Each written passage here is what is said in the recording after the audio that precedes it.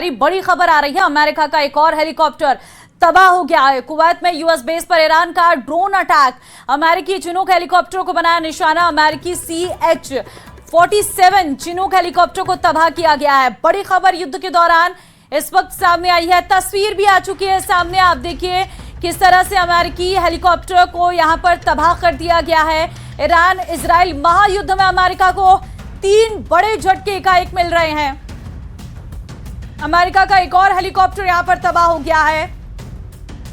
यह तस्वीर इस वक्त निकलकर सामने आई है। कल भी 2 हेलीकॉप्टर तबाह हुए थे, जिसमें से एक पायलट तो अभी तक भी नहीं मिल पाया है। अमेरिकी चिनूक हेलीकॉप्टर को यहां पर निशाना बनाया गया।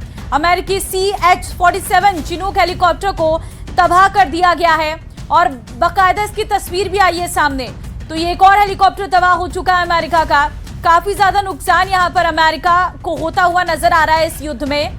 और अभी तक 3 हेलीकॉप्टर्स जिन्हें निशाना बनाया गया है और साथ ही कुछ ड्रोन्स भी जो है वो टारगेट किए गए हैं। तो ये है C-47 जिसे चिनूक हेलीकॉप्टर कहा जा रहा है, वो तबाह हो चुका है। आप देखिए पीछे का हिस्सा पूरी तरह से क्षतिग्रस्त हो चुका है।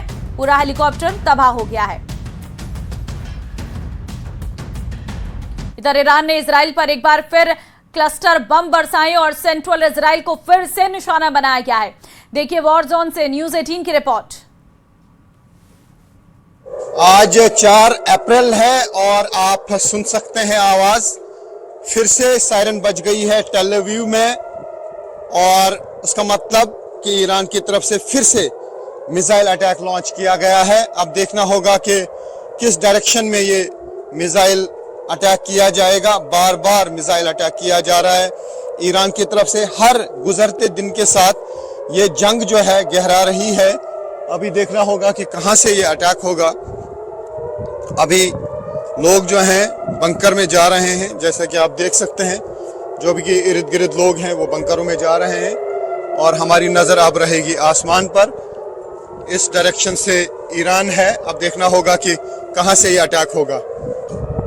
ये देख सकते हैं आप, ये है क्लस्टर बॉम्ब। ये है क्लस्टर बॉम्ब न्यूज़ 18 इंडिया के कैमरा में कैद। ये आप देख सकते हैं बहुत ज्यादा बम बिखर रहे हैं। आज 4 अप्रैल है। बार बार जो है अटैक्स हो रहे हैं और बहुत सारे क्लस्टर बम जो है इर्द गिर्द बिखर गए। और नीचे आप देख सकते हैं कि लोग भाग रहे हैं शेल्टर में। ये देख सकते हैं आप किस तेजी के साथ लोग आ रहे हैं। अभी जोरदार धमाके होंगे। अभी जोरदार धमाके होंगे। रात का टाइम है। एक जोरदार अटैक हुआ फिर से ईरान की तरफ से इसराइल पर और हमने देखा आसमान में एक वॉरहेड आ गया क्लस्टर बॉम्ब्स का और वो बॉम्ब इर्द गिर्द बिखर गए और जोरदार धमाके हुए काफी टाइम तक। क्योंकि ये जो क्लस्टर वॉरहेड आता है उसमें काफी सारे बॉम्बलेट्स होते हैं और जब वो आसमान में बिखर जाते हैं, बताया जा रहा है कि करीब 8 किलोमीटर एरिया तक मार कर देता है। यानी 8 किलोमीटर के एरिया में वो फैल जाते हैं और अलग अलग स्पॉट्स पे वो फिर धमाके हो जाते हैं और उसमें काफ़ी नुकसान हो जाता है कई जगहों पे। और अभी तक क्लस्टर वॉरहेड जो है यानी क्लस्टर बॉम्ब्स का अभी भी कोई तोड़ इसराइल के पास नहीं है।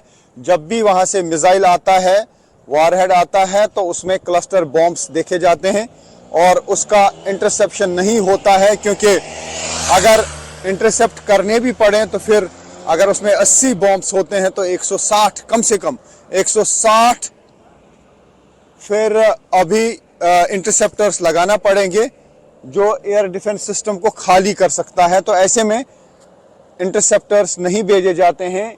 तो फिलहाल जिस तरीके से काफ़ी इम्पोर्टेंट जगहों पे अभी तक यूएस और इजरायली फोर्सेस ने ईरान में हमले किए हैं, तो ईरान ने भी बताया जा रहा है कि काफ़ी जगहों की एक लिस्ट बनाई है और अगर यूएस और इजरायली फोर्सेस का हमला जारी रहा तो उस लिस्ट के मुताबिक भी फिर ईरान हमले कर सकता है।